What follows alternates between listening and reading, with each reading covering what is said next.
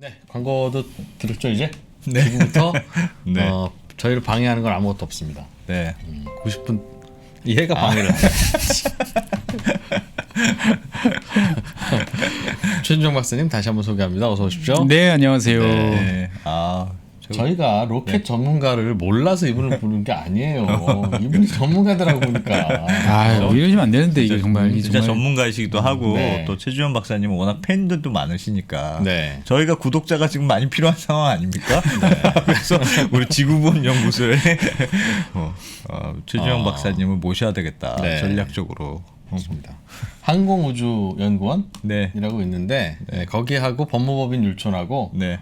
한 3년 전에 결투가 벌어져서 네. 최 박사님을 놓고 왜 그러십니까? 보면 정말 제가 여기 이렇게 와서 이거 이야기해도 되나? 율촌이 이겨서 제가 이제 지난 20일 날 10월 네. 20일자로 이제 한번 떠드는 죄가 있으니까 네. 다시 나오긴 했습니다만 솔직한 얘기로 이런 이제 정말 하드한 이제 엔지니어죠. 이 항공우주는 항공우주는 너무 궁금한 게 많고 모르는 것도 많고. 근데 문제는 이 누리호 발사에 대한 평가도 네. 이제 정치 이슈가 돼버렸어요. 여기에 대해서 어떻게 평가하느냐에 따라서 네. 진보와 보수, 좌와 우가 좀 갈리는 것 같습니다. 일단 네. 하나씩. 최 박사님은 전반적으로 어떻게 평가하십니까? 저는 제 기대했던 것보다 훨씬 더 많이 성공. 네, 정말로 진짜 어려웠던 과제였다라고 보시는 거네요. 그렇죠. 그러니까 저는 사실 이제 주기적으로 이게 뭐 어느 날 갑자기 나타난 게 아니고 지난 누리호만은 해도 지난 이제 2015년인가요? 그때 이제 그 75톤 로켓 액체 로켓 이제 개발을 이제 시험할 수 있는 연소장 건설부터 시작해서 5년 만에 이걸 끝났다는 게 5, 6년 만에 사실 저는 믿기지가 않아요. 몇 년 걸리는 건데요? 보통은 뭔데요? 이게 이제 그 쉽지 않, 그러니까 훨씬 오랜 기간이 저는 걸릴 거라고 생각을 했었어요. 이게 누구한테 도움을 받을 수도 없는 일이고, 누구한테 사올 수 있는 것도 아니고, 우리가 알아서 해야 되는 일을 시작을 했는데, 로켓에 쏘아 올리는 거. 그렇죠. 그러니까 이제 이거를 이 정도 짧은 시간에 올라간다라고 했을 때 당연히 저는 이제 잘 돼야지. 이건 저는 그렇게 생각합니다. 이건 무조건 뭐 잘 될까 안 될까가 아니고 이건 무조건 잘 돼야 되는 일이라고 저는 이제 생각을 했는데 그러면서도 과연이라는 생각을 되게 많이 했었고 그래서 최근에 이제 이번 발사 후에 이제 뭐 마지막 3단이 조금 연소가 이제 빨리 종료가 되면서 궤도에 이제 안착을 못 시켰다라고 그래가지고 전체 미션을 보면 이제 실패다라고 이야기를 이제 하는데 저는 개인적으로 그렇게 생각해요. 이거 왜 쐈지 이번에? 라고 생각을 해보면 저는 거기에 핵심은 그 75톤 엔진이라고 저는 생각을 해요. 우리가 처음으로 75톤 엔진을 이제 만들었고 그거를 이제 몇 년 전에 한번 엔진 하나만 딱 해가지고 1단짜리만 한번 쏘아 올린 적이 있어요. 진짜 날아가나? 엔진이라는 건 그 로켓이요. 로켓 엔진이죠. 그러면은 그것들을 이제 이번에는 묶어가지고 묶어가지고 올리는 이제 사실 실험 목적이었던 거죠. 우리가 정말 위성을 저 위에다가 올려놓는 게 목적이었으면 위에 그 모사체가 아니고 무게만 똑같은 그게 아니고 실제 위성을 실었겠죠. 근데 이번에는 모사체를 이제 싣고 이제 올라갔다는 것들은 이제 첫 번째 발사체니까 무엇보다 중요한 거는 1단, 2단 이것이 제대로 작동할 것이냐. 그 다음에 어떻게 보면은 발사대도 새로 만든 거고. 모든 거를 다 새로 만들었잖아요. 그러면 이 수많은 절차들이 이제 움직이는데 여기서 이제 에러가 나는지 안 나는지 뭔가 잘못되는 게 있는지 없는지를 사실 검사하는 저는 과정이라고 생각을 하고 있어요. 그 예행 연습 같은 거는 못 합니까? 예행 연습하면 이제 하나가 날아가는 거죠. 로켓 하나가. 네, 하나가 날아가는 거죠. 보면은. 그래서 저보고 만들라고 하면 당연히 못 만드는데. 그렇게 따지면 우리나라가 저를 보고 자동차 만들라고 해도 못 만들고 반도체 만들라고 해도 못 만들잖아요. 그러니까 이게 왜 어려운 일이라고 생각해야 되는 일인지를 잘 모르겠어요. 그 대견스럽기도 하고 장관이기는 했는데 네. 그걸 감을 잘 못 잡겠습니다. 밑에서 불 붙이면 위로 올라가는 건 당연하지 않나 하는 생각이 들고 또 왜 어려운 일인가? 이게 왜 어려운 그거랑 일인가? 비슷해요. 이제 그 잘 모르면 그냥 뭐 자동차 밟으면 네. 뒤에 놓고 밟으면 나가지. 근데 그게 피해 있을 때는 안 나가고 뒤에 있을 때는 왜 나가지? 그렇죠. 세계에서 자동차 자동 변속기 승용차에 경쟁력 있는 자동 변속기 만드는 나라 몇 개 있죠? 몇 개 없어요. 그거보다 훨씬 어려운 게 어떻게 보면 저희 입장에서 봤을 때는 이제 로켓인 거고 액체 연료 로켓인 거고 예. 러시아 친구들 입장에서 봤을 때는 자동차 자동 변속기가 훨씬 어려워라고 이야기하는 거죠. 이제 보면. 그들은 그거 못하니까. 예.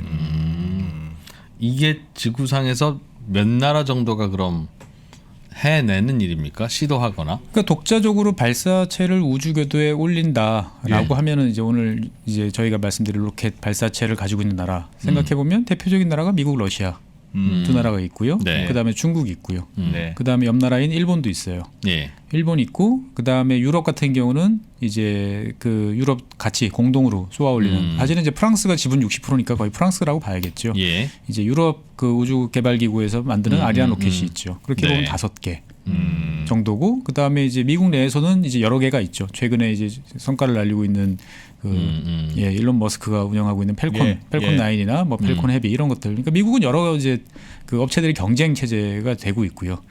나머지 나라들은 이제 다 국가 주도로 이제 이루어지고 있는 거죠. 그러니까 실제로 물체를 쏴서 궤도에다가 안전하게 올린다. 한 네. 1.5톤 정도 되는 무게를 올린다라고 생각해 보면 전 세계적으로 그런 능력을 가진 나라는 10개 안쪽이고. 말씀하셨던 그거. 예. 북한이 쏘아 올리는 무슨 노동 1호 뭐 이런 거는 이런 쪽하고는 좀 관계 없는 겁니까? 북한도 이제 여러 차례 올려 시도를 했었고 아마 올라가 있는 걸로 알고 있어요. 하나 정도는. 근데 이제 그거 같은 경우는 실제로 이제 처음서부터 그 국제 사회에 어떤 인정을 받아가면서 했다기보다는 다들 이제 저거 유엔 제재를 피하기 위한 수단으로 이제 생각을 하다 보니까 예. 선뜻 이제 인정을 잘 안 해주는 거고 그 다음에 이제 이게 신뢰성 있게 뭐 다른 나라들에서 생각하는 어떠한 그러한 절차와 프로시저를 다 이제 갖춰가면서 어떤 기술적인 수준에서의 어떤 그런 것들을 달성했느냐라고 따져보면 좀 애매한 거죠. 그리고 생각해 보니까 이제 인도도 있었네요. 인도. 예, 인도. 인도도 있었고요. 예. 되게 핵무기가 있는 나라는 이것도 할 줄 알아야 됩니까? 즉 그 로켓이 예. 앞에다 탄두 실으면 미사일이고 예. 공격용 무기고. 그러니까 이제 핵무기만 가지고 같은 건가요? 있으면 핵무기만 가지고 있으면 그건 자폭용이죠. 예, 운반할 수단이 없으면. 그렇죠. 나한테 가까이 오면 그렇죠. 마지막 순간에 그렇죠. 너 죽고 나 죽자 같이 하는 거야. 이제 이 용도는 이제 되지만. 멀리 쏴야 되구나. 그렇죠. 남한테 뭔가를 보내려면 예전엔 네. 비행기. 그러다가 이제 뭐 미사일이나 로켓 이제 이런 식으로 이제 바뀌고 있는 거죠 보면은. 그걸. 아니 그 이번에도 그 왜 1단, 2단, 3단으로 돼 있다고 하잖아요. 예. 누리호가. 네. 1단, 2단, 3단인데 예전에 1단은 러시아에서 예. 예전에는 가져왔었다. 예. 근데 이번에는 우리가 전부 다 만들었다. 그렇게 알고 있는데 네. 1단이 이제 제일 큰 로켓이잖아요. 그게 예. 제일 만들기가 어렵습니까? 1단은 우리가 걸로 만들었어. 하는 게 제일 어려운 기술인데. 그러니까 이제 그 당시에 이제 러시아 이 이야기를 하려면은 우리나라 로켓 개발사로 다시 이제 넘어가야 되는데 네. 이거 뭐 사실 제가 이제 지난번에도 말씀드렸지만 다시 한번 뭐 네. 이제 말씀을 드리면 원래 우리나라는 이제 그 액체 그 로켓은 연료를 구분을 합니다. 일단 쉽게 말해서 연료가 액체면 액체 로켓, 네. 고체면 고체 로켓. 네. 그래서 고체 로켓은 뭐 군대 갔다 오신 분들은 아시겠지만 뭐 다연장 로켓부터 시작해가지고 우리나라 옛날에부터 많이 개발했어요. 예. 그래서 이걸 묶어서 쏘면 사실 우주로 당연히 나가죠. 네, 네. 근데 우리나라 같은 경우는 오랫동안 이제 고체 로켓에 대해서는 추력 제한 얼마 이상의 힘을 받는 거는 만들지 마라는 조건으로 미국한테 기술 제휴라든지 예. 협력을 받아왔어요. 예. 그렇지만 이제 그래도 우리나라는 이제 고체 로켓이 있으니까 예. 이제 1990년대 초반서부터 이제 야 우리도 이걸 군사용 말고 먼저 과학 연구용으로 한번 좀 우주로 한번 나가봐야 되지 않겠냐라고 해서 이제 KSR이라는 이제 아주 조그마한 로켓을 이제 93년 이제 네. 97년 이렇게 해서 고체 로켓으로 개발을 했어요. 예. 고체 로켓은 뭐 장점과 단점이 있는데 제일 큰 장점은 뭐냐면 간단해요.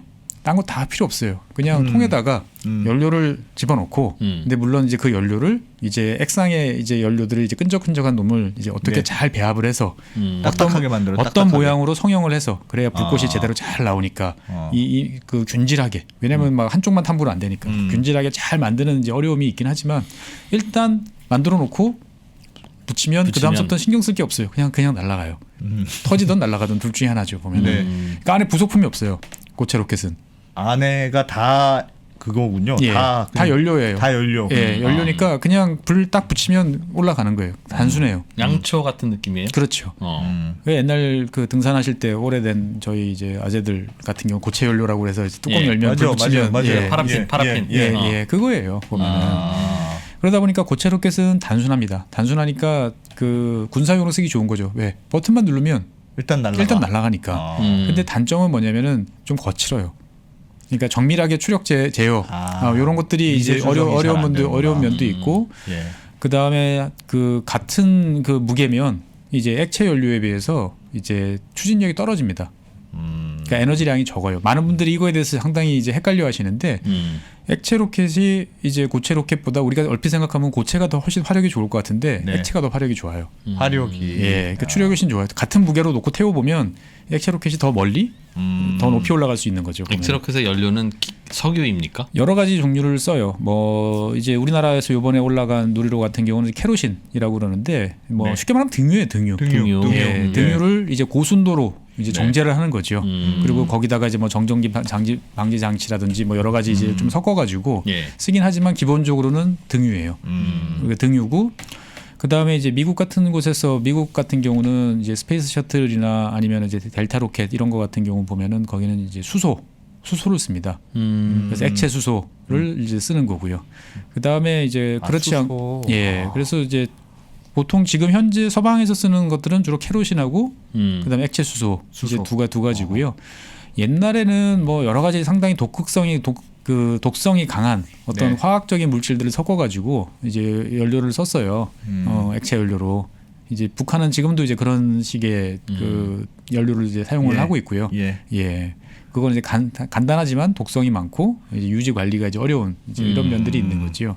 그래서 우리는 지금 이제 이 액체 로켓을 쓰는데 그래서 이제 93년, 97년, 98년 해가지고 조금씩 이제 그 태안에서 쏘아 올려가지고 날아가네. 우리 이제 기구를 띄워도 잘 안 올라갈 만큼의 높이까지 이제 올라가서 오면 뭐 데이터 수집도 하고 그러면 이제 하나씩 하면 되지. 좀 여유 있는 마음으로 시작을 했었어요 그때는. 근데 그러다가 이제 98년에 이제 대한민국이 놀라는 일이 벌어졌죠. 북한이 이제 대포동 이제 미사일을 발사를 하면서 이게 굉장히 놀란 거예요. 그러니까 우리 입장에서 봤을 때는 대포동, 뭐 노동, 뭐 다 그놈이 그놈 스쿼드 다 그놈이 그놈이에요. 뭐 이놈에 맞아 죽나 저놈에 맞아 죽나 똑같은 거예요 보면은. 그러니까 뭐 우리 입장에서 봤을 때는 뭐 새로운 게 또 나왔냐 뭐 이 정도인데 이게 이제 일본이나 미국 입장에서 봤을 때는 상당히 이제 두려운 문제가 우리까지 올 수 있느냐 없느냐. 어차피 우리나라는 가까우니까 다 오는데. 우리나라는 그 전에부터 이미 다 스쿼드 미사일만 때려도 다 날라왔던 거니까 상관이 없는 거고 이거는 이제 전략적으로 이제 오키나와라든지 뭐 괌 이런 데를 이제 겨냥한 이제 그런 거다 보니까 일단은 되게 놀랬어요. 특히 이제 그 안보나 전략 쪽에 계신 분들은. 그러다 보니까 야 우리는 저런 거 쏠 수 있어? 라고 물어보는데 다들 머리만 긁적긁적 해야 되는 상황인 거죠 보면은. 그래서 왜 우리는 없어? 그래서 아직까지 한 번도 이제 안 해봤는데요. 그러면은 똑같이 쏴라고 이야기를 했는데 해보니까 그럼 고체로 쏴야 되는데 우리가 갖고 있는 기술은 고체는 한미 미사일 양해각서 때문에 그렇게 안 되는데요. 미사일 지침 때문에. 그럼 액체를 만들어라고 하는데 이게 뭐 날아가면 다 로켓이라고 생각하지만 전혀 달라요 두 개는. 액체와 고체는. 그러니까 아까도 말씀드렸잖아요. 고체는 통에 그냥 연료만 꽉 채워놓고 아주 극단적으로 단순히 말씀드리면 불 붙이면 날아가요. 근데 액체는 그 안에 수많은 밸브와 연료통과 터보 펌프와 인젝터와 수많은 부품들이 아주 고속으로 회전하고 서로 막 밀어내고 하는 작업들이 이제 있어야 되는 복잡한 기계 장치라는 거죠 보면은. 엔진이네요. 엔진이에요. 똑같은 엔진이에요. 우리 터보 뭐 나중에 말씀드리겠지만 터보 펌프라는 게 우리 자동차에서도 보면은 터보 있잖아요. 같은 원리예요. 원리는 단지 그거보다 훨씬 그 거대하고 아름답죠 보면은. 압력도 세고. 그러니까 뭐 자동차에서 터보가 보통 보면 한 10기압 정도면 이거는 100기압, 150기압 정도로 밀어내야 되니까 그게 뭐 RPM으로 따지면 한 3만에서 5만 정도 돌아가는 거죠. 분당 회전 속도가. 그럼 미국이 고체 연료를 이용한 로켓만 얼마 이상 하면 안 된다. 예. 액체는 우리가 기술이 없으니까 니들 하고 싶으면 해. 기술이 없으니까 예. 만들기도 어렵고. 네, 만들기도 어렵고. 그러니까 우리는 사실 액체 로켓에 대해서는 별로 생각이 없었어요. 그래가지고 이제 그 당연히 고체로 우리는 조금씩 해본다라고 했는데 위에서 이제 액체를 만들고 우리도 뭔가 대응해서 쏴야 되지 않냐. 그러니까 이제 KSR이 이제 1, 2는 고체였다가 갑자기 3로 바뀌면서 이제 액체로 바뀌는 거죠. 근데 액체 로켓을 한 번도 안 해본 사람이 만든다는 게 이게 쉬운 일이 아닌 거죠. 그러니까 액체 로켓 이렇게 뒤져보고 찾아보면 이제 핵심은 터보 펌프라고 나오는데 도대체 터보 펌프를 어디서부터 어떻게 만들어야 될지 감이 전혀 없는 거죠. 그럼 못 쏘냐? 못 쏘지는 않아요. 터보 펌프 없어도. 그러니까 뭐냐면은 결국 로켓이라는 것들은 이 연료와 산화제를 섞어가지고 이것들을 고압으로 이제 연소시켜서 그 가스를 밖으로 내보내면 되는 거죠. 네. 그러니까 실제로 그 가스를 만들도록 그 위에서부터 연료통에서 이제 산화제와 이 연료를 강한 압력으로 이제 밀어내면 되는 거죠. 그러니까 연료통 자체에다가 위에다가 헬륨 가스통 같은 걸 만들어 가지고 위에서 이제 계속 헬륨 가스가 나오면은 이게 압력이 계속 가해지는 거죠. 그러면 그걸로 쭉 밀어내면은 이제 강한 압력으로 나오니까 로켓을 올라갈 만큼의 압력을 만들어낼 수 있어요. 이걸 이제 가압식 로켓이라고 그래가지고 되게 이제 단순한 이제 스타일인데 일단은 뭐 이거는 할 수 있을 것 같아. 라고 그래가지고 이제 2002년 이제 11월 28일 날 이제 이거를 발사하는데 이제 성공을 합니다. 보면은. 그래서 한 13톤 정도 된다고 이제 이야기를 해요. 보면은 추력이. 그러니까 그래서 일단 이 가압식으로 만들었으니까 이거를 가지고 이제 조금씩 이제 묶어가지고 그러면 13톤짜리 뭐 5개를 묶으면은 이제 얼마죠? 한 65톤, 뭐 70톤 정도 가까이 나올 테니까 그 정도면 쓸만하지 않을까?라고 생각을 이제 하게 됩니다.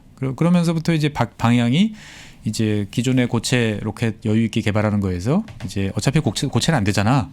그러면서 이제 액체로 이제 바뀌면서 이제 KLSV라고 해가지고 좀 더 큰 로켓을 제대로 된 로켓을 우주 공간으로 쏘아 올리는 이거를 하자라는 쪽으로 이제 바뀌게 되는 거죠.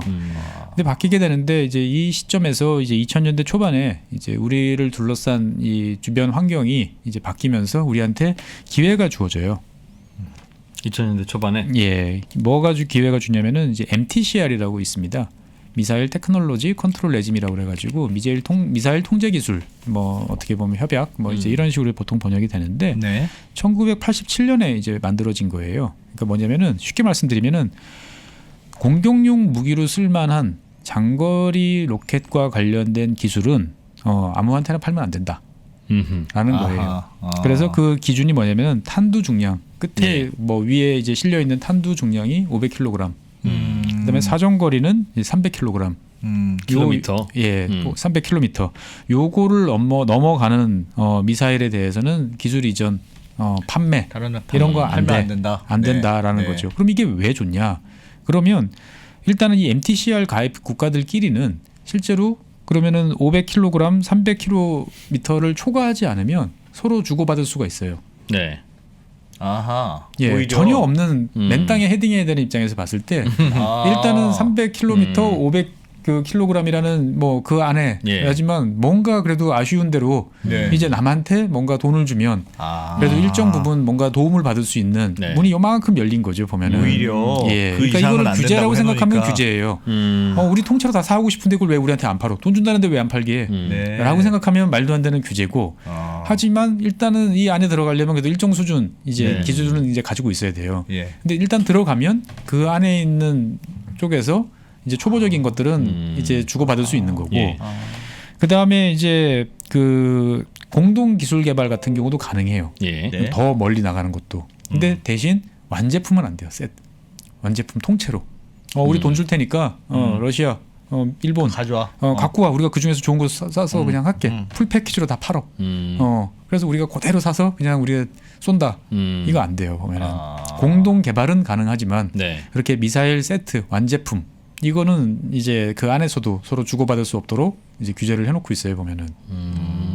그러니까 우리가 쏠 수 있는 기술 있는 친구들만 쉬쉬하고 쏴라는 뜻이네요. 그렇죠. 자기들끼리 이제 이제 그들만의 이제 클럽인 거죠. 물론 이제 중국은 여기 가입을 안 해 있죠. 그러니까 우리가 중국이랑 같이 하면 할 수 있지만 그건 또 좀 찜찜한 문제니까. 예. 그래서 우리나라 같은 경우는 이제 MTCR에 가입을 하면서 이제 MTCR에 있는 회원국들이랑 뭔가 공동 개발할 이제 여건이 갖춰진 거죠. 그 전에는 그거 없으면은 아예 말도 못 꺼내는데 일단 같은 클럽에 이제 가입을 했으니까 그러면은 이제 클럽에 잘 나가는 형님들한테 이제 우리 한번 같이 좀 해볼래요라고 이야기를 이제 해볼 수 있는 거죠. 네. 그래서 이제 등장하게 된 게 이제 러시아가 우리한테 이제 같이 손을 내미게 된 거죠. 요즘 같으면 어린 반푼어치 없는 이야기예요. 아, 그래서 일단이라도 주게 된 거군요. 그러니까. 그러니까 이제 러시아도 상당히 복잡한 이제 관점 입장이 있어요. 그러니까 뭐냐면 러시아는 옛날부터 이제 세계 최초로 이제 우주인을 로켓을 쏘아 올렸고 유인 우주 저기 가가린을 그쵸. 이제 지구에 이제 궤도로 올린 우주강국이죠. 진정으로 어떻게 보면 인류를 이제 우주로 보내기 시작한 나라가 이제 러시아인데. 이제 러시아가 이제 붕괴된 이후에 다른 나라들이 많이 독립을 했잖아요. 독립을 하다 보니까 이제 문제가 많아져요. 그러니까 뭐냐면 옛날엔 다 소비에트 연방이니까 소련이니까 여기다 발사장 짓고 너희가 로켓 만들어라고 했는데 이게 다 다른 나라가 돼버렸어요. 발사장은 카자흐스탄이 돼버렸고 그다음에 그 러시아가 주로 잘 쓰던 로켓을 만들던 그 공장은 우크라이나에 있어요. 그러니까 뭐 처음에는 사이가 좋을 때는 별 문제가 아닌데 이게 이제 언제까지 이게 계속 될 거냐 라는 이제 걱정이 당연히 이제 드는 거죠. 그러다 보니까 이제 러시아 입장에서 봤을 때는 이제 새로운 이제 어떻게 보면 21세기에 걸맞는 이제 기술을 갖춰서 로켓을 만들어야 되는 상황이 됐던 거죠. 기술력은 있어요. 근데 이거를 실제로 쏘아보고 만들고 하려면 돈이 필요한 건데 2000년대 초반에 러시아 입장에서 봤을 때는 이런 돈을 확보하기가 이제 그리 만만치 않았던 이제 상황이라는 거죠. 그래서 이제 우리나라가 이제 여기저기 이렇게 하다 보니까 러시아하고 이제 이해관계가 이제 맞게 되는 거죠. 그래서 러시아는 우리로부터 그냥 돈을 받아가는 게 목적입니까? 우리한테 돈을 받고 자기들이 새로 개발하던 이제 RD191 로켓 우리한테 준 거 우리한테 결국 이제 그 나로우에 들어갔던 건 그걸 축소한 RD 이제 151 엔진인데 새로 만든 엔진이었어요. 이거 실증 테스트를 해볼 필요가 있었던 거죠. 자기들도 그렇죠. 자기들이 이제 프로토타입 만들었는데 이게 진짜로 쏴서 제대로 잘 나가는지 안 나가는지 확인을 해봐야 되는데 거기 들어갈 돈이 이제 간당간당한 상황이었던 거죠. 그러니까 이제 우리 입장에서 봤을 때는 러시아라는 파트너를 잡아서 공동 기술을 개발을 해서 그 당시에 이제 가장 장밋빛 꿈은 러시아와 한국이 공동으로 로켓 사업을 하자라는 꿈도 꿨었어요. 그래서 러시아 입장에서 한국에 와서 보니까 제조업 기반이 탄탄한 거예요. 보면은 첨단 기기도 많고, 야 그러니까 차라리 너희들이 그러면 우리 이번에 새로 개발하는 거 RD191 이거 정말 좋은 거, 정말 좋은 로켓이에요. 이거 한국 내에서 생산할래? 우리 콜. 뭐 이런 이제 논의도 이제 왔었어요. 근데 이제 그렇게까지는 결국은 이제 안 됐고, 그래서 러시아 아까 말씀드린 것처럼 이제 러시아하고 이제 공동 개발 협력이에요. 이거는 우리가 그러니까 러시아가 일방적으로 이제 준 것도 있죠. 준 것도 있지만 어쨌거나 형태는 공동 기술 개발이었고, 그래서 일단 제일 큰 핵심은 어차피 러시아도 이걸 테스트해 보려는 이제 만드는 게 목적이었으니까. 이제 이 1단은 자기가 풀 패키지로 갖고 들어오는 거고, 그 다음에 2단은 이제 어떡할래? 그냥 우리가 주는 거 그냥 같이 쓸래? 그게 제일 안전할 텐데 러시아는 한 번으로 끝내고 싶었던 거죠. 근데 우리 입장에서 봤을 때는 야 완제품 쏘는 것도 말이 안 되는 건데 2단까지 니들이 하면 우린 도대체 뭐 하라는 거냐? 이럴 바에 안 하지. 1단, 2단이 뭐죠? 이게? 일단은 지구상에서 이제 우주로 이제 나가려면은 일정 속도 이상을 이제 내야 되는데 이거를 크고 웅장한 로켓을 잘 만들어 가지고 한 번에 쫙 올라가면 좋아요. 제일 좋죠. 근데 이러기가 쉽지 않아요. 이러기가 쉽지 않다 보니까 처음에 1단을 이제 제일 힘이 센 놈을 밑에다 올리는 거죠. 쭉 올리다가 여기가 이제 엔진이 그 연료가 떨어질 때까지만 쏘고, 그럼 이미 속도는 상당한 수준에 올라 있는 거죠. 여기서 요놈을 분리하고 그 다음 단 엔진을 하는 거죠. 그러면 1단에서는 처음에 0km잖아요, 시속. 초속 0이잖아요. 0에서부터 이제 생자로 힘을 내 가지고 위로 막 올라가는 거고, 일정한 수준까지 올라가고 난 다음에 거기서부터는 규모가 좀 작아도 이제 대기 밀도도 낮고 그러니까 2단에서부터 다시 이제 올라가는 거죠. 그래서 2단, 3단 이런 식으로 이제 해가지고 이제 올라가는 몸무게도 줄여가면서 그렇죠. 몸무게도 달리는 와중에 뒤에 거는 빠지고 이제 힘 떨어진 놈은 빠지고 네. 여기서부터 싱싱한 놈이 다시 이제 붙어가는 이제 이런 이제 이유였던 거죠. 그래서 당시에 이제 1단 로켓하고 이제 이런 거 같은 경우는 러시아가 완제품으로 갖고 온다. 2단 로켓은 그러면 우리가 갖고 있던 고체 로켓 기술로 이제 간다라고 이제 이렇게 됐던 거죠. 근데 사실 요 로켓이라는 요 주제만 딱 놓고 보면 그럼 우리는 뭐야 배운 게 아무것도 없잖아라고 생각이 되는데 그렇게 생각하지 마시고 시야를 좀 넓혀보면 우리 이번에 나로 우주 센터 있잖아요. 한 번도 제대로 되는 걸 발사해 본 적이 없어요. 그러면은 자 연료 탱크에다가 그러면 연료를 어떻게 채워야 되지? 그다음에 이거 만약에 가다가 이거 발사 못하면 빼야 되잖아. 그러면 빼면 어디서 어떻게 저장해야 돼? 그다음에 그 발사하기 전에 그러면 검사는 뭘 검사해야 되는 거야?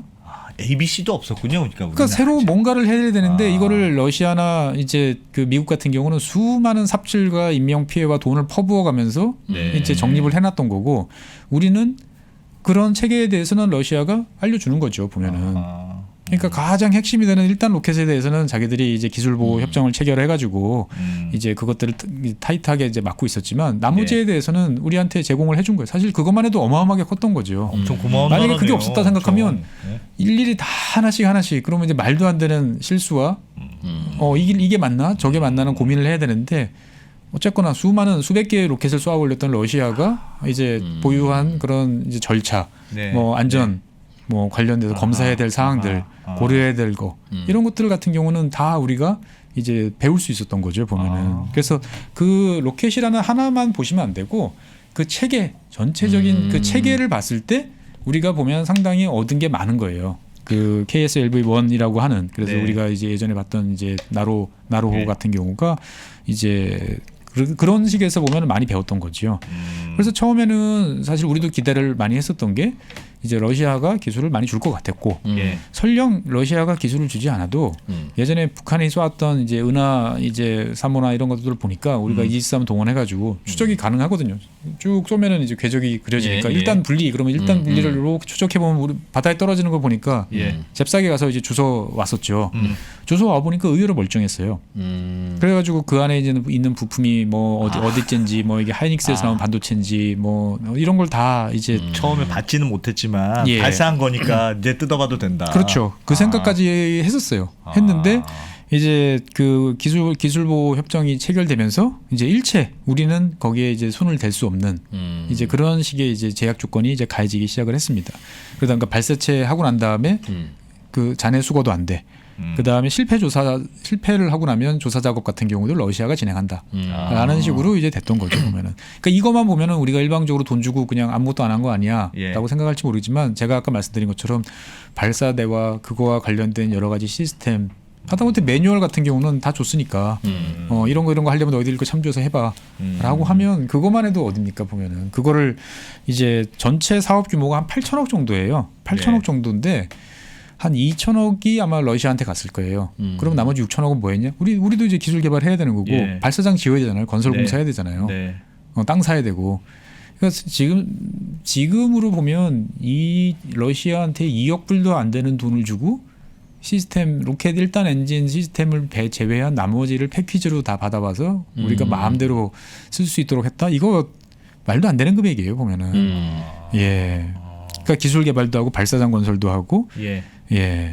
그러니까 지금 생각해 보면 2021년의 관점에서 봤을 때 보면 저 금액으로 러시아가 정말 자랑하는 세계 어디 내놔도 최고 수준의 엔진이라고 하는 RD170 엔진의 개량형 엔진을 받아오겠다라고 생각했던 것부터가 꿈이 너무 야무졌던 거죠 보면은. 그렇게 해서 이제 러시아가 우리한테 이제 공동 개발 사업을 이제 시작을 했던 거죠. 그래서 이제 뭐 잘 아시는 것처럼 우여곡절도 되게 많았어요. 이제 뭐 쐈는데 이제 1차 실패했잖아요. 1차 실패했는데 러시아 입장에서 봤을 때는 야, 우리가 만든 1단은 잘 갔어. 근데 니들이 만든 이제 2단과 페어링에서 페어링 분리가 안 됐잖아. 그럼 우리 책임 아니야. 우리 입장에서 봤을 때는 야 너희들이 전체 시스템에 대해서 총괄을 하잖아. 일단 목표를 달성 못했으면 무조건 니들 책임이 없다고 말할 수가 있어? 그럼 우리가 만들 때 옆에서 잘 야 그거 아니지라고 이야기를 했어야지. 그래가지고 이제 어떻게 보면은 억지라면 억지고 논리를 전개를 해가지고 러시아 입장에서 봤을 때 좋아 그럼 한 번 더 쏘지. 당연히 두 번째는 되겠지라고 했는데 두 번째는 또 하필 러시아가 이제 개발한 1단에서 이제 사고가 나서 공중에서 이제 폭발을 했죠 보면은. 그래서 원래 계약서상에 3번이었어요. 최대 3번까지 쏜다. 그러니까 1, 2, 3, 1, 2, 3가 만약에 다 실패했다. 그럼 거기서 끝나는 사업이었어요. 그러니까 러시아 입장에서 봤을 때는 이제 환장을 놓으신 거죠 보면. 처음에 일단 쏴서 올라갔어. 우리 거는 끝났어. 자기들이 이제 목표로 했던 테스트는 끝난 거예요 이제 보면은. 근데 이제 한국의 발목이 잡혀가지고 이제 계속 뭐 또 쏘고 해야 되는 거죠. 결국 세 번째까지 쏜 거죠 보면은. 본인들이 쏜 거랑 한국에서 쏜 거랑의 차이는 뭐였어요? 일단은 자기들이 그대로 갖고 왔죠. 그다음에 2단을 우리가 얹은 거죠. 그럼 우리가 뭘 잘못 만들었네? 그렇죠. 그 러시아 주장이에요. 그러니까 러시아는 우리가 일단은 쏴서 올렸던 거는 우리가 목표로 했던 그 지점까지 정확한 속도로 가서 다 연소하고 분리까지 성공했어. 그 다음에 2단 로켓이 가야 되는데 니들이 그 페어링이라고 그래가지고 위성 그 덮개 이 덮개가 제대로 분리가 안 되면서 제대로 올려놓지 못한 거 아니야. 그러니까 너 책임이지 대한민국 책임이지라고 했던 거고 우리는 아까 말씀드린 것처럼 아니 너희들이 전체 감독이잖아. 그러면 우리가 잘못되면 자과 너희들 책임이 무조건 있는 거야. 객관적으로 우리가 조금 억지인 것 같긴 한데 모르겠습니다. 그래서 러시아 입장에서 봤을 때는 아이 그래 한 번 더 하지 뭐라고 했는데 이번엔 자기께 이제 폭발한 거죠. 그러면서 야 왜 폭발한 거야?라고 하니까 야 한국 저리 가. 라고 말할 수가 없는 거예요. 설명도 해줘야 되고 뭐 이를테면은 이제 뭐 다음 사업 뭐 또 언제 할 거야. 근데 코 낀 거구나. 코 낀 거야. 그렇죠. 그러면 야 너희들 뭐 폭발했으니까 당연히 니들 책임이지 왜 뭐 빨리 쏘면 되지. 그게 그렇지 않단 말이야. 이게 분석하려면 이런 거 데이터도 봐야 되고 저런 데이터도 봐야 되고 이게 시간이 걸린다고. 그럼 그 데이터 뭔데? 그럼 우리도 이제 어깨너머로 이제 보는 거죠. 이제 보면은. 그러면서 저 정도 데이터가 저렇게 나오는구나. 그러면 우리가 목표해야 될 그래프나 이런 것들은 이런 식의 데이터들이 나올 수 있도록 이제 가야 되는구나라고 이제 어깨너머로 이제 배우는 것도 있고. 그다음에 이제 러시아 기술자들이 처음에 한국에 와서 어차피 전체 조립하고 감독해야 되니까 쭉 와서 설계도 하고 뭐 이제 작업을 했는데 거기는 한국 사람들은 절대 못 들어가요. 자기들끼리만 있고 거기는 러시아 사람들이 작업하는 공간에는 한국 사람들은 일체 들어갈 수가 없어요. 그래서 보안 요원들이 뭐 이제 정확히 맞는 표현인지 모르겠으나 기간 단총을 보안 요원이 앞에서부터 아침 근무 시간 때부터 저녁 때까지 딱 지키고 있고 벨이 울리면 그 사람들은 그대로 다 놓고 나가요. 오징어 게임 같은 거요. 그리고 그대로 놓고 나가면 보안 요원들이 다 정리해가지고 2중 3중 캐비넷에 딱 놓고 경비 쓰는 거죠. 그러니까 우리는 일체 접근할 수 없지만 이제 끝나고 나면 뭐 하겠어요. 그 고흥의 그 정말 밤바다죠. 멋있는 밤바다를 보면서 뭐 하겠습니까? 남자들끼리 모여가지고. 러시아와 한국인들이 부르는 거군요. 부르는 거. 술 한잔 할까? 뭐 이러면서. 뭐 결국은 술 한잔이죠. 근데 처음에는 짧게 있다가 갈 거니까 뭐 별로 그럴 생각이 없었지만 이게 이제 한 번이 두 번이 되고 두 번이 세 번이 되고 도대체 언제 끝나는 거야라고 하면 이제 슬슬 이제 서로 이제 서로 이제 뭐 하는 거죠. 그러면 이제 이건 물 같은데 이건 뭐냐? 그러면 소주인데 뭐 마시면서 이제 이야기들을 서로 하는 거죠. 근데 그때 이제 그건 뭐냐 하면서 하신 물어보. 그거 왜 안 됐던 거지? 그러니까 이제 그거를 정식으로 물어보면 걸려요. 감독기관한테. 그냥 어디 이제 그 잘 가던 맥주집 뭐 이제 뭐 동네 이제 소주집 이런 데서 이제 만나는데 그러면은 이제 거기다 냅킨에다가 즉석에 쓰는 거죠. 이제 막 술 몇 잔 막 하다 보면 도대체 이걸 모르겠단 말이다. 그러면 너 그러니까 뭐 이제 너 왜 요즘에 왜 이렇게 고생하냐? 뭐 왜 이렇게 뭐 요즘 얼굴이 왜 그래? 그러면 이제 막 하소연을 하는 거죠.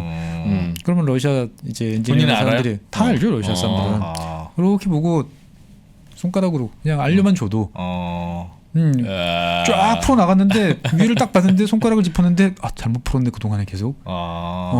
여기가 문제였겠구나. 그런 것만 해줘. 그러니까 엔지니어들은 만국 공통이에요. 나는 알아. 어떻게 되는지 다 문제점도 다 알고 다 해봤어. 상대방이 옆에서 계속 삽을 들고 있으면 막 짜증이 막 북받칩니다. 보면은 그 꼴을 못 보는 거예요. 보면은 최준영 박사님이 백불핑 나오시는 이유도 도저히 저는 답답해서 못 봐주겠다. 합질하고 있냐? 왜 합질을 저기서 하고 있냐? 그래서 그러면서 이제 뭔가 이제 하나 둘씩 이제 얻기 시작을 했고, 네. 그리고 이제 실제로 러시아가 이제 그런 식으로 우리와 같이 이제 했기 때문에 네. 이제 우리는 나름대로 이제 나로가 이제 발사를 이제 준비를 하고 있었죠. 그럼 네. 그 엔진은 아까 말씀드린 것처럼 이제 그 RD191이라는 엔진이에요. 네. 예, 원래 이제 RD170이라는 러시아의 아주 크고 아름다운 엔진이 있는데 그거를 개량한 게 RD 이제 151이고 네. 그다음에 그게 이제 191이고 저희가 네. 발사한 거는 그걸 줄여는 사이즈를 줄인 이제 151입니다. 151인데 이제 러시아 입장에서 봤을 때 보면 이거를 빨리 이제 쏘고 이제 튀고 싶다라고 이제 말씀을 이제 드렸던 거죠. 보면은 이번 거 누리호가 아니요 나로우 때 나로우가 나로우가 그러면 이제 우리 입장에서 봤을 때는 최대한 많이 배워야 되는 거고 네. 그때 배우다 보니까 러시아의 이제 시설과 실험 장비 이런 것들을 우리가 사용할 수 있는 그 정도 이제 이건 이 정도는 해줘야지라고 이제 할 수 있는 거죠. 그래서 당시에 러시아가 이제 주관했던 1단 로켓이 잘 올라가면 되지만 혹시나 안 되면 어떡하지? 라는 생각을 다 하잖아요. 예. 우리가 어떤 나라입니까 보면은 이 사업 실패하고 나면은 미국처럼 아유 뭐 깨끗하게 실패했습니다만 그래도 배운 게 있었어요. 이게 안 통하는 나라죠. 네. 그럼 플랜 B가 이제 있어야 되는 거잖아요. 네. 그러면 그거보다는 작지만 그래도 옆에서 대충 보니까 이제 알 것 같아. 뭘 어떻게 고민하면 되는지라고 그래서 30톤짜리 작은 엔진을 이제 개발하기 시작했어요. 우리 자체적으로. 혹시나 안 되면 그래도 이거로라도 뭔가를 해봐야겠다라고 네. 싶어서. 근데 로켓이라는 거는 쏘기 전에 시험을 여러 번 해봐야 돼요. 예. 연소 로켓을 딱 붙잡아 놓고 나가지 못하게. 근데 그 연소 시험동이라고 보통 부르는데 대한민국에 있을 리가 없죠. 네. 특히 액체 로켓 같은 경우는.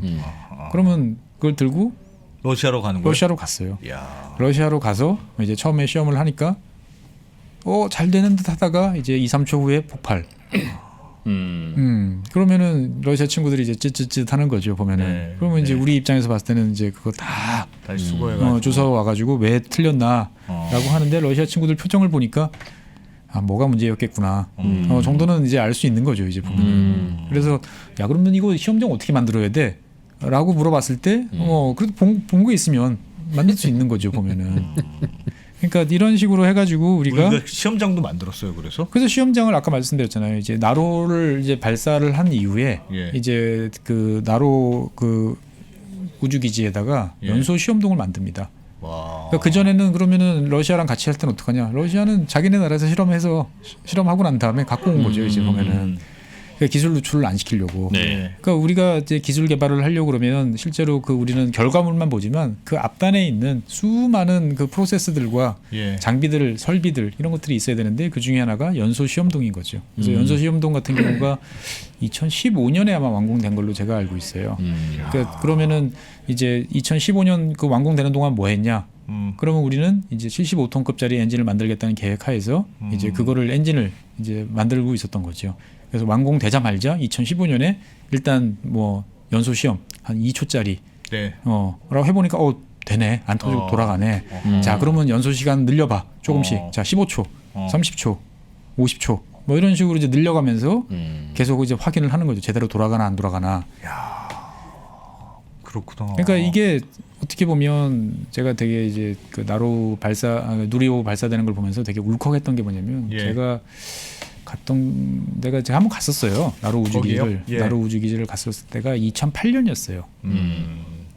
그럼 그 연소 시험장도 없고 막 그랬을 때네요. 완전히 갔을 때는 도대체 여기서 발사를 한다고 말이 안 되지라고 네. 싶을 정도로 극경사 산을 막 그 다 파헤쳐가지고 예. 막 정말 이거를 1년 후에 발사한다고?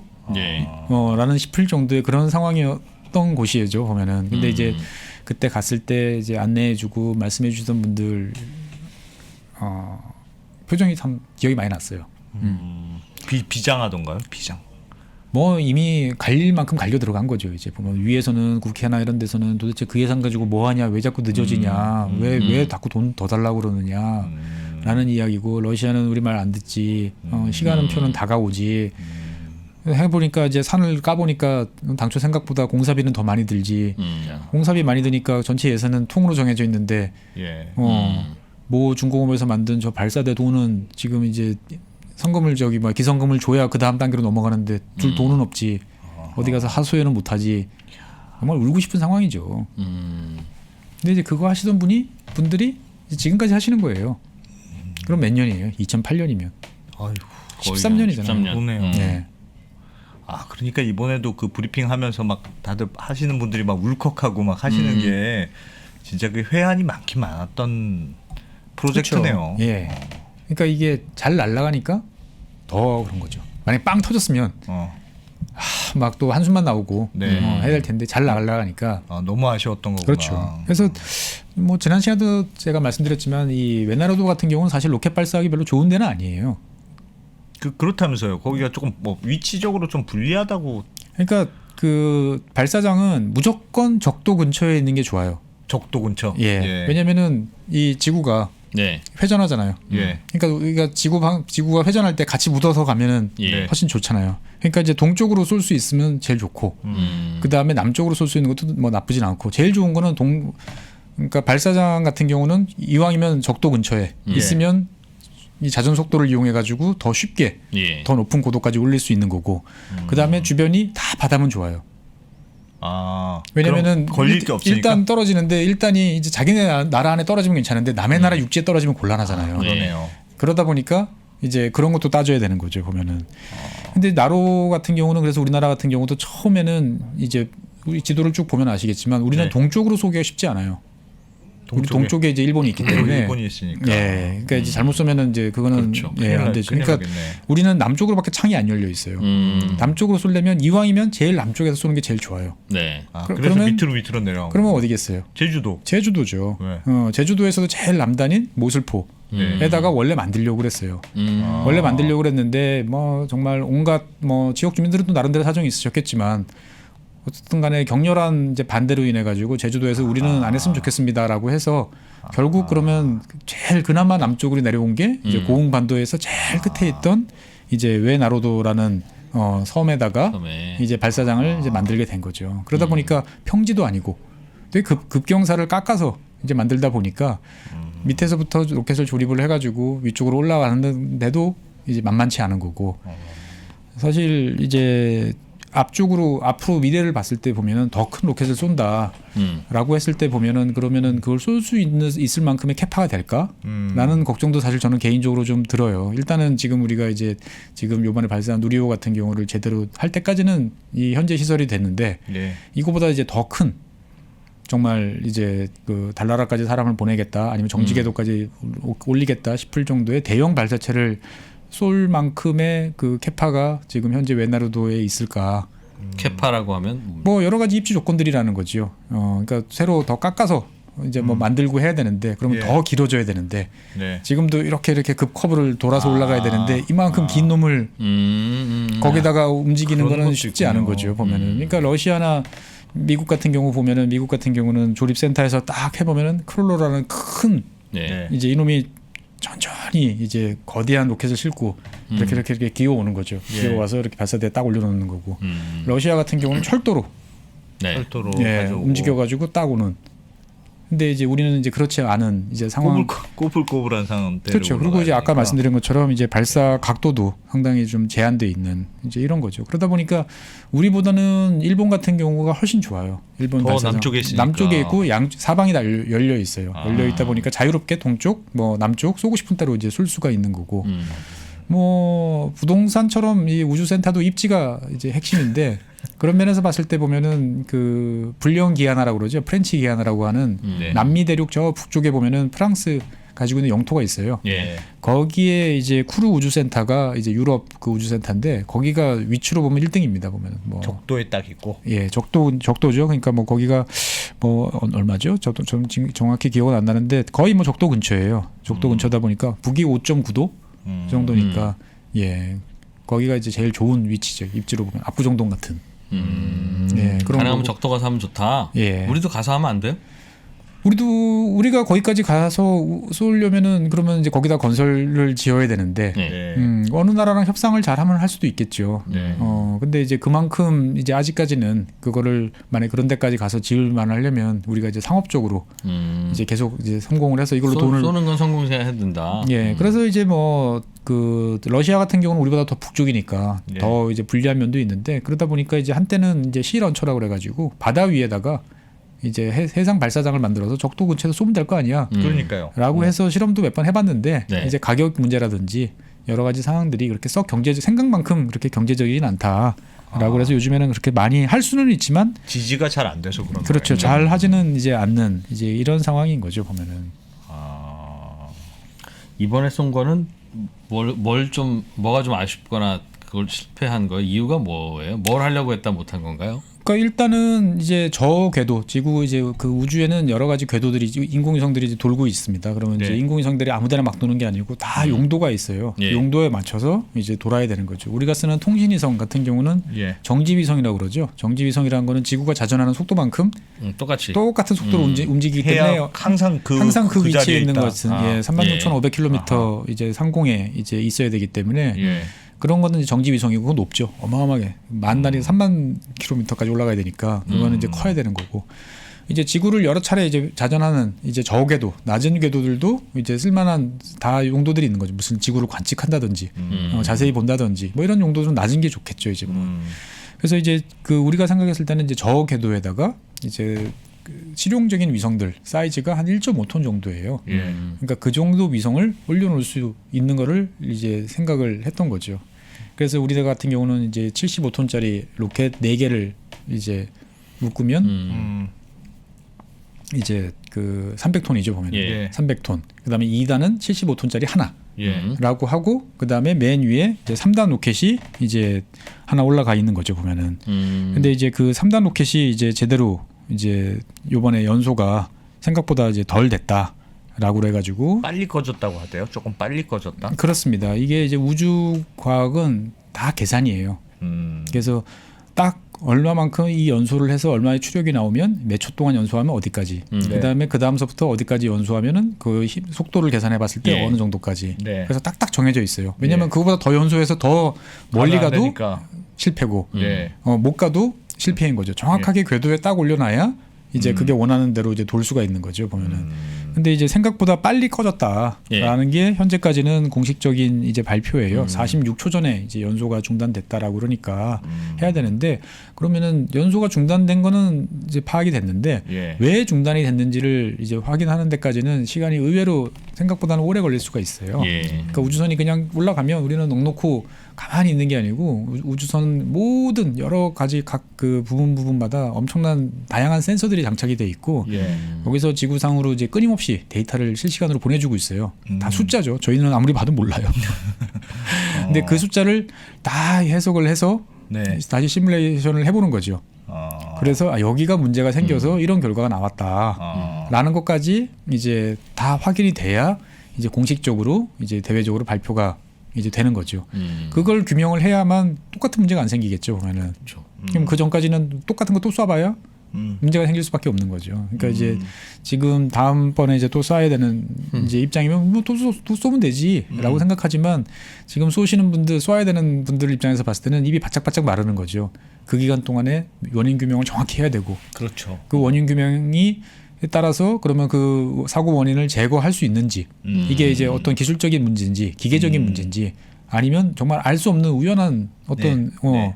이러면은 이제 도대체 뭘 더 어떻게 해야 되는 건지를 네. 고민을 해야 되는 거죠. 내년 4월 달 정도로 이제 아마 알고 있는데 그러면 앞으로 한 6개월 사이에 그거 규명하고 고치고 수정해서 테스트하고 다시 확인하고 정말 바쁜 일정입니다. 그 성공 확률이 왜 처음에 할 때도 이번에도 20% 30%뭐 이런 예. 식으로 얘기했잖아요. 원래 미사일이라는 게 기술적으로 잘 돼 있어도 예. 원래 뭐 기상악화라든가 이런 것 때문에 실패할 확률이 한 80%좀 항상 처음 만든 로켓은 터진다고 간주해요.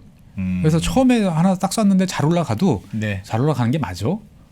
몇 번 한 충분히 몇 번을 더 쏴야 이제 그 중에 이제 실패 없이 네. 돼야 이게 정말 이제 기술적으로 안정이 됐다라고 생각을 하는 거죠. 그러니까 뭐 프랑스 같은 경우 이제 유럽이죠. 아리안 로켓 같은 예. 경우도 아리안 1, 2, 3 잘 만들어 가지고 아리안 4, 5 이렇게 넘어가다가 네.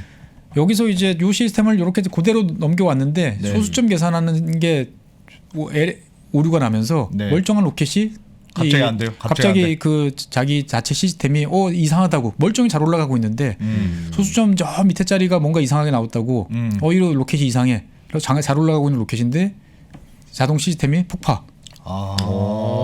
그러니까 너무 황당한 거. 너무 모든 데이터가 다 정상으로 다 잘 들어오고 있는데 갑자기 네. 자폭 시스템이 가동돼 가지고 그런 경우에도 이제 그 테스트를 찾아봐야 되는데 너무 황당한 이제 그런 일들이 이제 벌어지는 거죠. 그러니까 아무리 사람들이 모든 요소들을 다 감안한다지만 이게 이제 짧은 시간에 우리가 지상에서 평소에 체험할 수 없는 정도의 수준의 네. 어떤 압력, 그 속도 이런 것들을 해야 되기 때문에 어디 하나가 문제가 생기면 반드시 문제가 생겨요. 야. 그래서 이거 하시는 분들은 그런 표현들을 종종 씁니다. 평소에 관심을 안 가져둔 놈들은 꼭 발사한 다음에 우리 관심을 끈다. 이번에 그렇죠. 이번에 그렇죠. 예. 진짜 쉬운 일이 아니군요. 이게 그럼 다음에 쏠 때는 또 지난번에 성공했던 게 또 문제가 생길 수도 있어요. 지금 75톤 엔진들이 정말 퍼펙트하게 정말 눈물이 날 정도로 잘 약동을 해줬는데 네. 다음번에 또 될까? 이번이 됐다고 해도 다음번에 잘 된다는 보장은 사실 없거든요. 예. 그러니까 이제 이번이 여기까지 했으니까 다음엔 요거만 채워야지가 아니고 그 생각 다 잊어먹고 다시 처음서부터 야. 다시 한다는 생각으로 이제 가야 되는 거죠. 이제 보면은. 그러니까 이제 괴로운 거예요. 이게 개발하는 입장에서 봤을 때 보면. 어디가 제일 잘 앞서 나가 있는 겁니까? 기술은 그러면 러시아도 성공했다는데 또 본인이 하면 또 실패하기도 하고 매번 그러니까 다르네요. 이제 그 로켓이라는 거는 되게 다양한 용도에 맞춰가지고 다양한 사이즈가 있어요. 그러니까 이를테면 요만한 작은 걸 하는데 옛날 달나라에 갔던 그 세턴 5호 로켓에 있는 F1 엔진 같은 걸 쓸 필요는 없는 거죠. 680톤짜리 엔진을 거대한 걸 쓸 필요는 없는 거죠. 그러니까 용도에 맞게 정확하게 올라가는 게 첫 번째고, 그 다음에 두 번째는 그러면서도 이제는 쌓아야 돼요. 경제성을 갖춰야 돼요. 그러니까 로켓 산업도 이제 경쟁이 치열해지는 산업이 되다 보니까 경제성도 사실 있어야 되는데 우리 입장에서 봤을 때는 일단 경제성은 일단 뒤로 제껴놓고 일단은 신뢰성을 이제 갖추는데 이제 주력을 이제 해야 되는 거죠. 쏘면 제대로 어느 정도 갈 거다라는 믿음. 그렇죠. 그래서 이게 보통 우리가 기술이라는 거는 밑에서부터 차근차근 이렇게 올라온다고 생각을 하죠. 그래서 과거에 했으면 지금도 당연히 할 수 있어라고 생각하는데 묘하게도 이 로켓이라는 분야는 안 되는 경우가 있어요. 옛날에는 했는데 지금은 잊어먹었어. 그러니까 이를테면 잊어버려요? 지금 이제 우리나라한테 미국이 이를테면 갑자기 이제 무슨 일이 생겼는지 모르겠으나 만약에 가정을 해서 세턴 5호 로켓, 달나라에 이제 사람을 보냈던 달에 사람을 보냈던 세턴 5호 로켓의 설계도를 우리한테 줬어. 만들어봐. 설계도 다 있으면 당연히 만들겠죠. 못 만들어요. 왜요? 만들 수는 있겠죠. 근데 만들면 제대로 안 가요. 왜요? 왜냐하면 미국 친구들은 원래 이 설계하고 이런 문서화하는데 아주 집착을 막 표준화하는데 정말 세계에서 제일 열심히 잘하는 친구들이에요. 근데 당시에 이제 미국이 케네디 대통령이 이제 10년 내로 달에 사람을 보내겠다라고 했던 상황에서는 미국은 거의 전시국면이었어요. 막 가진 돈과 능력과 모든 거를 막 쓸어서 막 가는 거죠. 그러니까 이를테면 설계를 딱 했어요. 설계를 해가지고 이제 자 연소 시험 680톤짜리니까 어마어마한 거죠. 우리가 75톤 엔진인데 세턴 5호에 있는 엔진 그 중에 하나가 680톤짜리예요. 어마어마하게 큰 엔진이죠. 인류가 역사상 만든 가장 최대급 엔진 중에 하나인데 이번에 우리가 쏜 건 75톤이에요. 75톤. 뭐를 재는 게 7톤이에요? 추진력이죠. 추진력이 톤으로 나와요? 톤으로 나오는 거죠. 추력을 하는 거죠. 출력 그러니까 얼마나 이걸 뒤로 밀어내는 힘이 이제 몇 톤짜리를 밀어낼 수 있느냐를 이제 따지는 거죠. 이제 보면은. 근데 미국 같은 경우는 설계도대로 만들었는데 연소 시험 해보니까 문제가 생겨. 뭐가 자꾸 이제 연소가 이제 꿀럭 제대로 안 되고 연료가 생각만큼 제대로 안 들어가고 그러면 이제 해결을 해야 하잖아요. 한가하게 뭐 하나씩 다시 뜯어서 해볼 필요가 없는 거예요. 시험장에 있던 사람들이 그 즉석에서 이게 뭐가 문제지? 생각해봐. 이걸 것 같아요. 그럼 해보자. 그래가지고 여기 있던 구멍에다가 구멍을 몇 개 더 뚫어. 뭐 이런 식이에요. 아주 극단적으로 쉽게 말씀드리면은 됐어. 됐는데 이거를 다시 그러면 설계도 만드는 친구한테 다시 보내서 이거 우리가 구멍 몇 개 뚫었으니까 됐으니까 그거 고쳐. 라고 할 시간적 여유가 없는 거예요. 자, 이 문제는 해결됐고 그 다음 문제 뭐야? 라고 하니까 이게 이제 안 맞는 거죠. 이제 보면은. 그래서 이제 미국 같은 경우도 이제 최근에 이제 다시 이제 달이나 더 먼 곳에 이제 뭔가를 보내겠다라고 했을 때 어떻게 만들어야 되지? 옛날에 갔었는데 예, 자기들 옛날에 설계도 했었는데. 있어도 그 사람이 은퇴했거나 예, 하면 다 은퇴하고 다 이제 돌아가셨고 기억도 잊어먹고 여기다 이걸 왜 했지?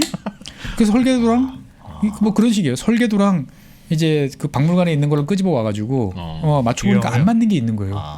그럼 이거 어떻게 해야 되지? 뭐 이런 고민.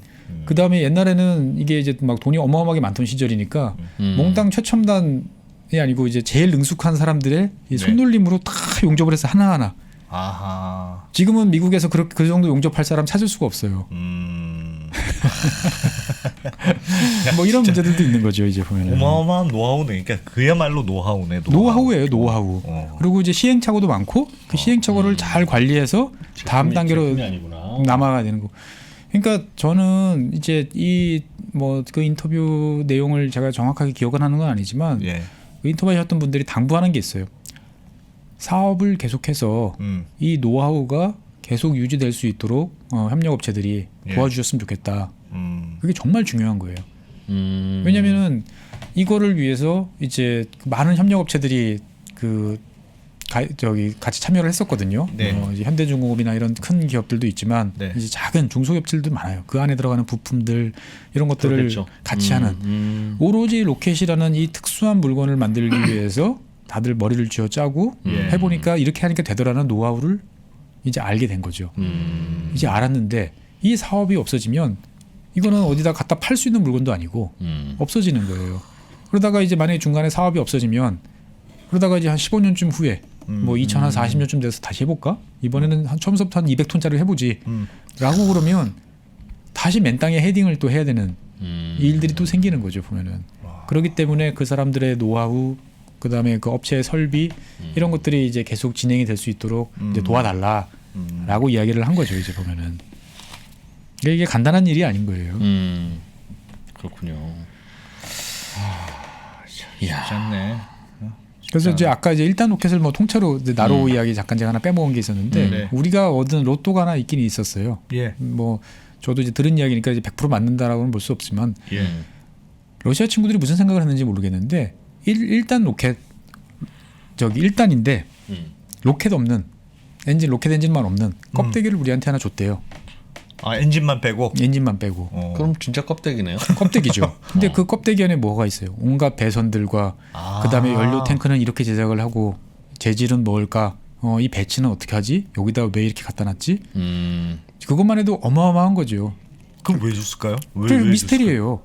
야, 미스테리예요. 도대체. 술을 막 열심히 그래, 벌써 형 동생 한 거야. 형 동생하고 이런 거는 괜찮을지도 몰라. 그러니까 이제 밖에서 봤을 때 보면은 뭐야, 저 로켓도 못 받아오고 저 껍데기만 받아오고 저 바보들. 도대체 뭐 협상을 어떻게 한 거야? 당연히 이렇게 생각할지 모르겠지만 실제로는 그렇지 않은 거죠. 요만한 거 뭐 하나라도 있으면 엔지니어들은 거기서부터 출발해가지고 할 수 있는데 삼아서. 갑자기 갑자기 눈앞에 큰 게 이제 선물이 하나 나타난 거죠. 이제 보면.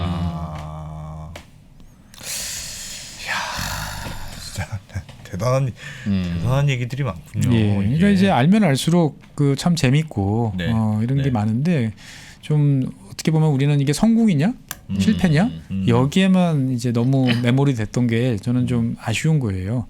그러면 항상 그게 그러니까 OX로 나오는 게 아니에요. 그러니까 미국 같았으면 이제 미국 입장에서 옛날에 했긴 했지만 이 정도 사업의 스토리를 가지고 벌써 막 특집 방송 한 20편 정도 나오고 그거와 관련되는 뭐 이제 설명, 해설 이런 것들이 막 넘쳐나는 국면이 돼야 되는데 우리는 이제 아직까지 그러한 이제 문화가 이제 잘 정착이 좀 안 된 게 좀 아쉽습니다. 보면. 그래서 3프로 TV에서만 하죠.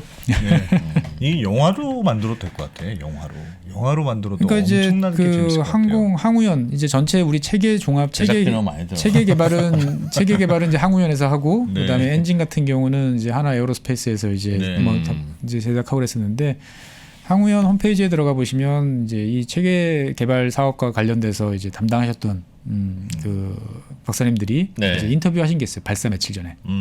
이번에 이 홈페이지 들어가시면 이제 보실 수 있는데 너무 뭉클해요. 그러니까 한편으로는 지긋지긋하다라는 느낌도 좀 들지만, 네. 그러니까 이제는 정말 뭐라고 그래야 되나, 한 10년 했는데 네. 이게 이제 정말 끝일까? 그럼 정말 날아갈까? 어. 뭐 이런 생각. 그 회한이 막 이렇게 어린 표정들이 막 보여요. 한번 보세요 보면. 어디 항공우주영, 예, 항우연 홈페이지에 딱 들어가 보시면 있다고요? 예, 바로 보일 수 있어요. 거기 항우연 같은 경우가 국내 어떤 국책 연구기관 중에서는 그래도 가장 이러한 정보에 대해서 대중적으로 잘 설명도 해주고 꾸준히 이제 작업을 해서 그것만 사실 들여다봐도 많은 걸 이제 알 수가 있어요. 근데 평소에는 별로 관심들이 없으시죠 보면은. 알겠습니다. 이번에는 꼭 성공해야 돼. 무슨 소리가 있어? 그래서 뭐 잠시 후에는 자관 제가 뭐 많은 분들이 그러면 이게 도대체 뭐가 제일 대단하다는 거냐? 네, 네. 나 아까부터 그 질문 하고 싶었어 사실은. 네, 그러면 좋긴 잘 만들었는데. 예. 그 뭐가 대단하다는 건지에 대해서 제가 아는 범위 내에서 해야 되는 건지 설명을 드려보겠습니다. 그러니까 잘하면 뭐가 좋은지 네, 네. 그것 좀 여쭤보려고 하는데 그럼 잠깐 광고 듣고 예고까지. 거의 이제 방송 선수 다 되셨어. 여러분들 잠깐 화장실 다녀오시고요. 네. 피디님 광고가 몇 분이죠 지금? 20초? 2초? 1분 20초짜리 광고 20초. 하나 들으시고 네. 다시 돌아오겠습니다. 국내 최고의 기업 임원, CEO, 행정가, 석학들에게만 오프라인으로 제공이 되었었던 그 강의를 3프로TV와 송기령이 만나서 여러분께 최초로 공개합니다. 3프로TV 미래대학 데이터로 세상을 읽다. 데이터로 사람의 마음을 읽는 마인드마이너 송기령 부사장이 알려주는 우리의 현재 그리고 미래. 어떠한 강의에서도 느낄 수 없었던 투자의 인사이트를 발굴해보는 소중한 시간이 되리라 확신합니다. 데이터로 세상을 읽다. 지금 바로 3프로TV 앱에서 신청하십시오.